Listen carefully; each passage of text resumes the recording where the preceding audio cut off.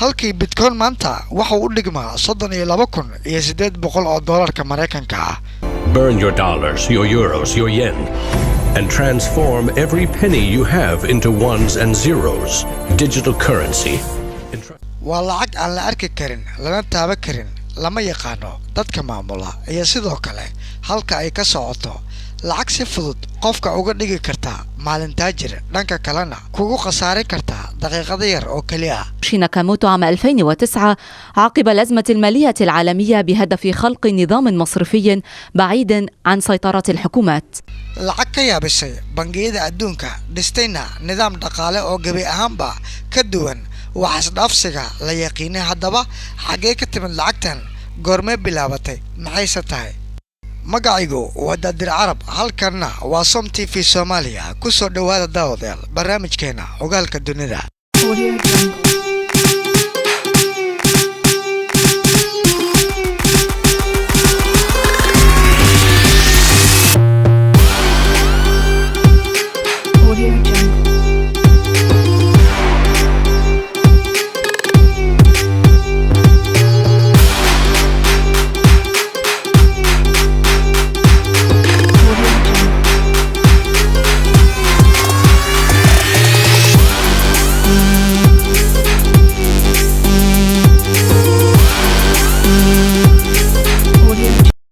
bartamaha sanadkii 2017 ilaa dhamaadkii sanadkii 2018 waxaa dunida gilgilay qalalaasa dhaqaale oo saameeyay suuqyadii kala iibsiga iyo saamiyada shirkadaha adduunka, waxaana burbur xoogan ku yeeshay bangiyada maalgashiga. shirkado badan ayaa faqiiray, shaqo la'aan baahsanna ayaa laga dareemay wadamo badan oo dunida hormartay ah.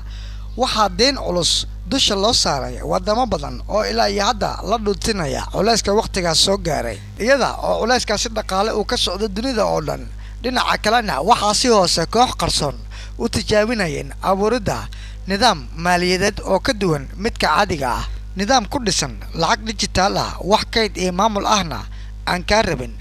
bangiyada, dowladaha iyo hay-adaha dhaqaalaha adduunka maamula sida hay-adda IMF iyo bangiyada adduunka bishii Agoosto 2008 nin la sheegay inuu u dhashay Japan oo magaciisa lagu soo koobay Satoshi ayaa noqday qofkii ugu horeeyay oo daha ka rogay nidaamkan cusub suuqa lacagaha casriga ah, kaasi oo caan ku noqday magaca Bitcoin. waxaana suuqa loo furay bilowgii 2009. Bitcoin waa lacag casri ah oo loo qaabeeyay qaab elektaroonig ah oo ka madax bannaan hay-adaha maamula lacagaha. waa maaliyad maamul dhexe aan lahayn, nidaam aan u baahnayn labada qof ee lacagaha kala iibsanayana inay sii dhex maraan bangi ama qaab kale uma baahna. dhaqdhaqaaqa lacagahana wuxuu ka dhex dhacaa shabakado isku xiran oo lagu magacaabo blockchain, waxaana loo diyaariyay hab casri ah. shilimaadka casriga ah ee Bitcoin-na lagu sii bedelan karo lacagaha caadiga ah sida dollarka iyo tanyuurada. waa lacag dijitaal ah oo isticmaalaysa xarfo iyo nambaro sir ah oo la xakameeyay.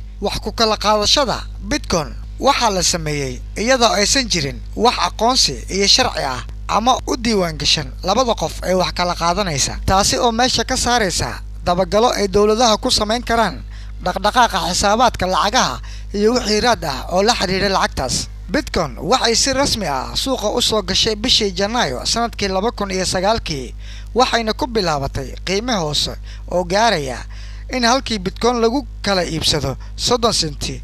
waqti yar kadibna wuxuu soo jiitay suuq ballaaran, midkaas oo si xawli ah kaga dhigay qiimaha halkii Bitcoin in lagu kala iibsado $31 dhamaadkii sanadkii 2011. waxa uu ku soo laabtay qiimaha halkii Bitcoin $4 oo kaliya ah. mar kale bishii Janaayo sanadkii 2014 sare u kac marnaba aan la filanayn ayay ku indhaqaatay lacagta casriga ah.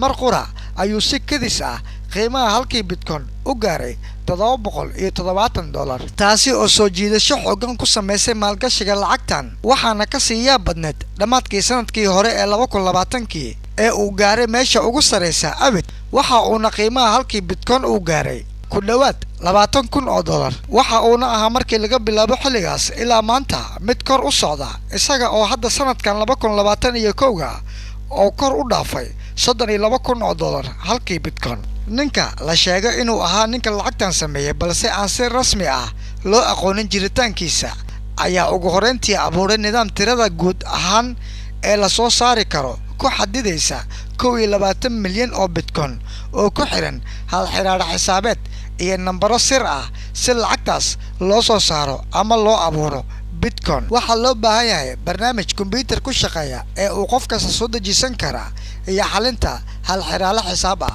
waxa uuna qofka galayaa madal lagu dhex abuurayo bitcoin-ka.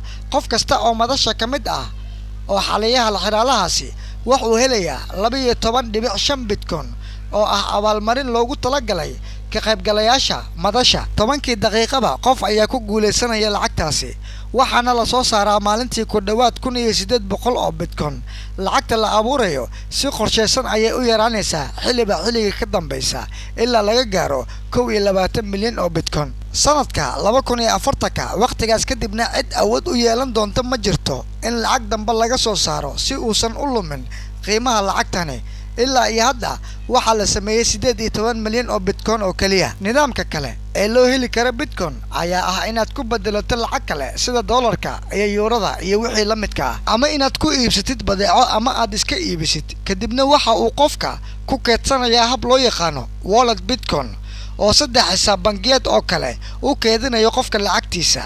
marka uu rabo inuu qofka iska sii iibiyana qiimaha markaas uu suuqa ka marayo bitcoin-ka ayaa looga iibsanayaa. waana qaabka ugu badan ee maanta loo adeegsado bitcoin-ka, maadaama qof kasta uusan awoodin inuu abuuro ama uu soo saaro bitcoin cusub. 10 sano iyo dheeraad oo ay lacagtan suuqa ku jirtay waxa ay sababtay in shirkado waaweyn oo caalamka ka jira ay aqbalaan inay alaabahooda ku iibiyaan bitcoin. sidoo kale markii uu dhaqaaq dheer sameeyay waxaa soo dhaweeyay hay-ado dhaqaale oo caalami ah kuwaasi oo ku tilmaamay awoodda dhaqaale ee mustaqbalka dijitaalka ah.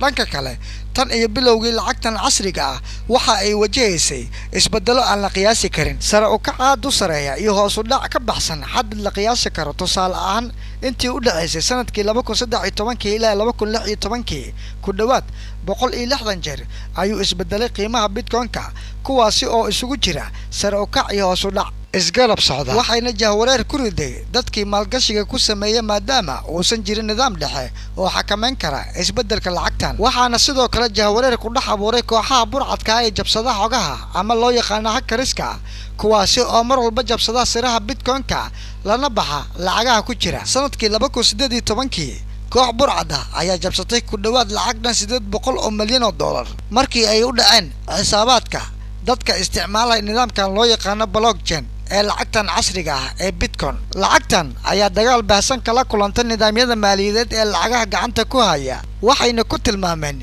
inay tahay qorshe koox burcad ah ay ku doonayso inay ku afgambiyaan dhaqaalaha adduunka. ugu horeyn bangiga adduunka ayaa ku sifeeyay qamaar iyo nooc ka mid ah lacagaha madow ama sida loo yaqaano black money. waxa uuna ka digay in la sharciyeeyo isticmaalkeeda, balse mar dambe ayuu isbedelay go'aanka bangiga adduunka.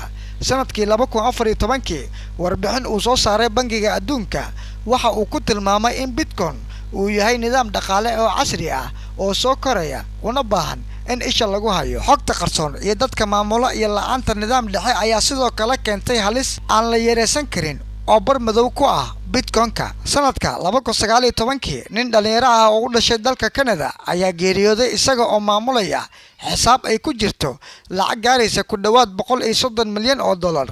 waxa uuna ahaa qofka kaliya ee yaqaano nambarada sirta ah ee akoonkaasi.